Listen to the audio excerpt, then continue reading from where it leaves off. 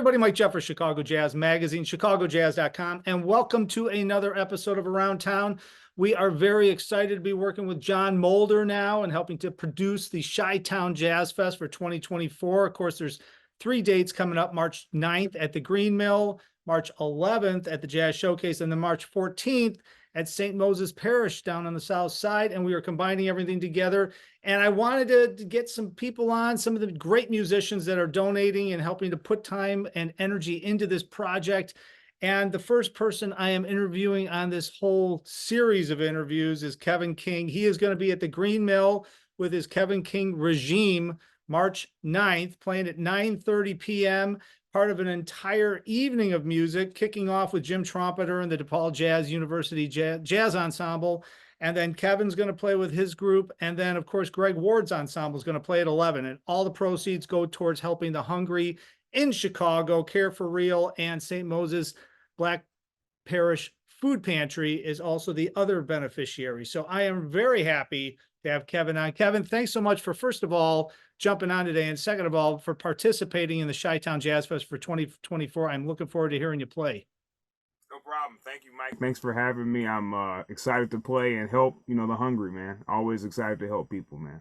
Well, I appreciate that. And, this is the 14th year that John's been producing this, and now we're coming on to help him kind of expand it and grow it with Chicago Jazz Magazine. So this year is going to be a fun one, and I'm looking forward to growing it beyond this year and expanding it into all the different neighborhoods. And I'm glad you're part of it now, and I'm sure you'll be a part of it moving into the future. So let's talk a little bit about what people can expect to hear on March 9th. The Kevin King Regime. Now, I mentioned this because I was looking at your website, kevinkingregime.com, by the way.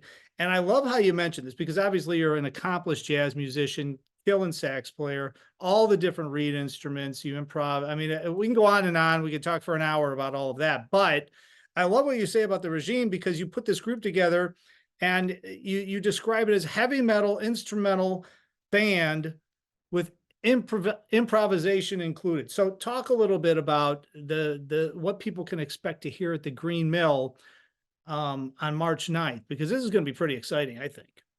Oh, yeah, it's going to be great. I'm so happy to put this project together. I just want to say that I've been trying to put this project together for as long as I can remember. So back in high school, or actually it was even before that, maybe like 8th grade or something like that, I heard my first heavy music record, and I think it was like a Slipknot record or something like that. Oh. And then I quickly started listening to, Black Sabbath and groups like Coroner and stuff like that. And I always loved listening to the music, and I just got an inkling to like want to play music similar to that. But the problem was I played saxophone, and most people don't hear saxophone on, metal records. And so when I approached other bands, metal guys, and I was like, hey, let me play with you. I play saxophone. I'm pretty good. They were like, hey, man, we don't want that gimmick Kenny G crap in our band. Get out of here with that. So I never got a chance to, explore that side of my musical ability. So most people they heard me play classical music or they heard me play jazz. And I love those musics too, but I felt like there was a whole part of myself that I never got a chance to explore. So now fast forward to now, I have the opportunity to run my own band. So I was like, the first thing I said, I was like, I'm going to play this concept that I've been hearing for years and years and years on end. And I kind of describe it as if Pharoah Sanders was the front man to Black Sabbath. That's the kind of craziness I am in here. I get that part. That would have been really hip to see, if you ask me, man, with Ozzy and Pharoah Sanders at the front. Each tune could have been about 45 minutes long. Right, yeah. So, I love that, though. And it kind of comes back to my philosophy. On this show, I've talked to hundreds of different musicians over the years. And I'm of the mind now, especially in 2024, 2023, is that, everybody is influenced by so many different styles these days. You go back into the 40s and 50s, they were influenced by big band swing, or they were influenced by Dixieland all the way up, right? And you get into Bird, he was influenced by those. But then you move forward into that, well, they, got bebop, and then everybody was influenced from that on. And then R&B and rock, rap and rock and pop and heavy metal, everything kind of infiltrates in. And you're younger than me, but I mean, even with me and the way I listen to music and the different styles I like hearing, it's what I grew up listening to. I love jazz, love playing jazz, love hearing straight ahead jazz, but I also love hearing R&B stuff. I love hearing heavy metal stuff. I love hearing all those different influences. And I think that that's the coolest thing about an artist like you who writes music, puts your own groups together, and is able to present things, is that all these different influences that you enjoy and were influenced by growing up comes out in your playing and out in your music, and especially when you're running your own group, right? I mean, so that it's kind of like the natural progression, because these days it's not like, hey, I'm going to listen to, let's go over to that club and we're going to hear some jazz. Well, you're going to hear so-and-so play. You're going to hear Kevin King play. You're going to hear Micaiah McCraven play. You're going to hear so-and-so play, and you're influenced by everything. I think that's the way the music scene is going. And with what you're doing with the regime, it's a perfect example of that, I think. Oh yeah, you're exactly right on the money with that. I mean, if you go back into the history of this music, anytime somebody interviewed a famous jazz musician, whether it was Miles Davis or Louis Armstrong, and they went up to them and said a genre name, they always had this confused answer. Like it was like, "Hey, so Miles, what is it like playing jazz?" And he was like, I don't play jazz. I play Miles Davis music." Right. Same thing with Louis Armstrong, and same thing with John Coltrane. So yeah, like there's a great John Coltrane interview actually where he talks about that, where he's like, it's crazy to try to group all of these vastly different sounds into one category, one genre. Like he said, how are you going to call Ornette Coleman and I don't know, I think Bird like the same artist? Like that's insane, and I completely agree with him. Yeah, I mean, and I guess back in the 50s and 60s, you'd have a jazz station, you'd have a rock station, since rock and roll is just kind of starting. They'd say, "Oh, that's rock," or whatever they called it. Now I love, like, Sirius XM is the perfect example, right? Because when you're on Sirius XM, you're not listening to different genres necessarily. You're listening to different artists' stations, and then they play music that really that artist enjoys and has been influenced by, and it just goes right back to what we're talking about, and the way you're running this group, and the way a lot of great musicians put their own groups together and run it.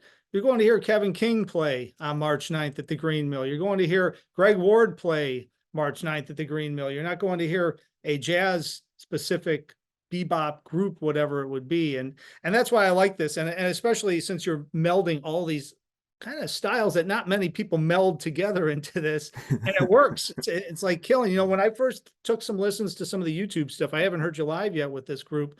I was expecting to hear maybe some, Wayne Krantz style things with Chris Potter or something like that, like fusion funk stuff, which there's elements of it there. But to your point, you take it to another heavier level on some aspects, but there's still that improvisation element all included within it, which I love. And when you mentioned Tool, I mean, that group right there, I mean, there's improvisation all over that, and they're able to do so many different things and include so many different styles within, I guess you'd call it that genre, but I'm calling it the genre of Tool.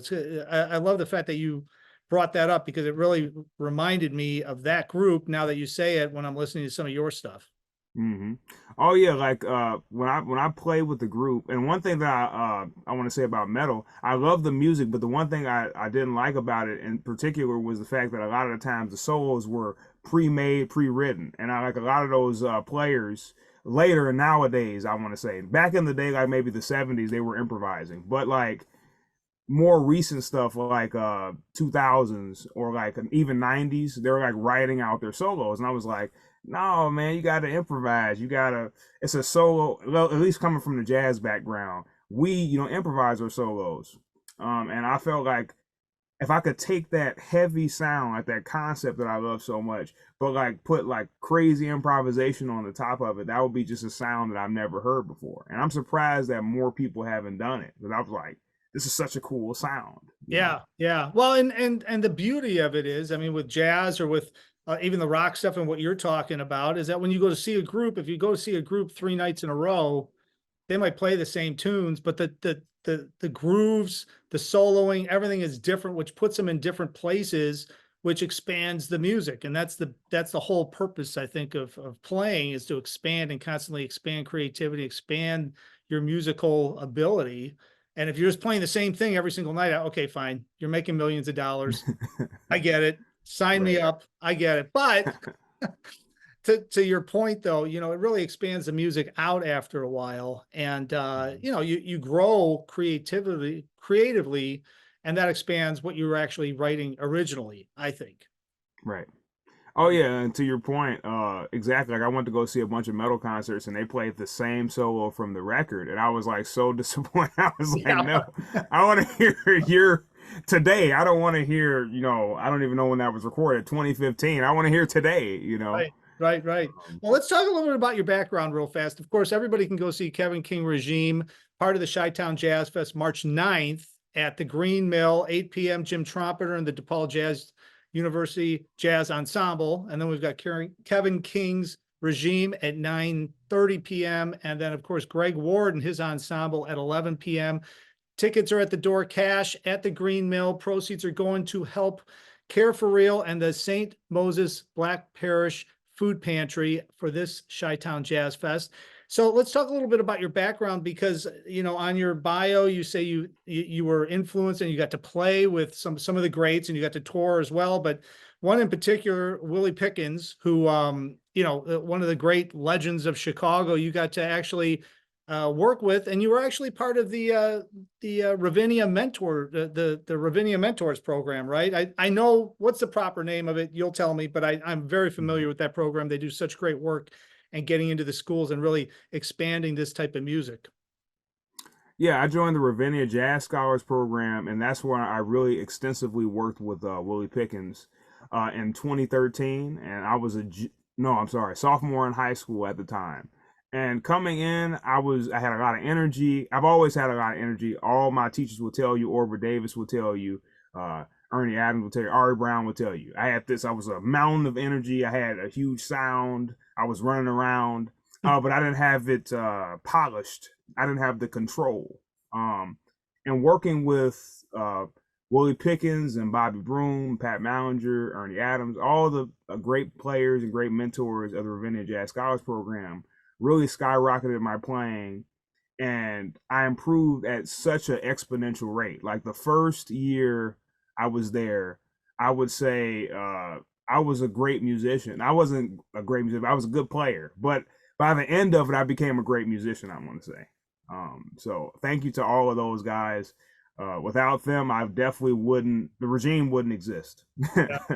Well, it's interesting too, because when somebody of that age, sophomore, junior in high school, and you're able to interact with guys like Bobby Broom and Willie Pickens and Pat and all the guys that are part of that program, and they're giving you feedback and you're receptive to it and you're taking it in and then practicing constantly, and then you're able to go back, do it again, and they give you more feedback. I mean, that program has helped so many musicians expand and turn it into a career than any other program, I think, in the Chicagoland area. I mean, what they're able to do, but it's really that one-on-one stuff with these. I mean, they're like masters of their instruments in Chicago and the entire country, really, when you talk about all of them. But being able to be a young person, be able to interact with them and get feedback on a regular basis, that had to be unbelievable for you to be able to go work on it, come back, and then have them give you more feedback, and you be able to receptively take it back and not get discouraged and continuously get better. I mean, that's got to be something that not many people can say they've gotten over the years. Oh yeah, I learned so much just on a daily basis. Not even just like because we met weekly and we met like twice a week or something like that. But the mentor is worth with you far more than that. I mean, even after rehearsal, Willie would like stay afterwards and he would teach me stuff. Like I remember we were working on rhythm changes. I don't know if everybody's musicians that's listening to this, but I wasn't playing it well and I didn't play the changes. I was just kind of, malarking around playing sounds. And Willie was like, "Do you really know what you're playing, or are you just playing random things?" And I was just like, "I know what I'm playing." High school Kevin, I know what I'm doing. But he was like, no, really? Do you know what you're doing? And then I really thought about what he was saying, and he was just trying to help me. And him just talking to me and really getting me to push myself to be better than I thought I could be. Because I thought I was good, but he saw something more. And that was the key to that program. All of them saw more from you. And that's why they were so, I'm going to say blunt. I'm just put it that way. Well, I mean, that's how it used to be. Like when I came back from music school and it was the mid 90s, I had the opportunity to go sit in 7 nights a week. Nowadays, isn't that kind of a thing happening for younger kids, and you're obviously, a little older than a younger kid. But my point is that, back in the 90s was kind of like close to the end of like the nightly jam session thing where they would be like, turn around at you, cut the whole tune off and tell you to go work on something and get off the stage. They don't do that Right. really anymore now. It's kind of like, okay, man, thanks for coming. Everything's cool. But when you're in that Ravinia program, you're able to, because they know when they see somebody that really wants to be good, then they take a liking to them, and then they're going to be blunt with you because they know how hard it is to get to where they are and what they had to go through, and they want to make sure you can get to that same point. There's no other way to do it other than saying, no, man, that's not what it is. Go work on this, right? I mean, it's such a great program. Yeah, I 100% agree. And I just want to make a shout out to my first saxophone teacher, Diane Ellis. Without her, I wouldn't even got into that program. So she gave me the foundation of a passion for music. She's the one that introduced the saxophone to me. Like when I was 6 years old, I was playing piano. I had played piano for about 2 years or 3 years at that point, and I hated piano. Like I hated music. I wanted to play GameCube. But so I joined the band program of my elementary school, Dixon Elementary, just so I wouldn't have to play piano. That's how I started saxophone.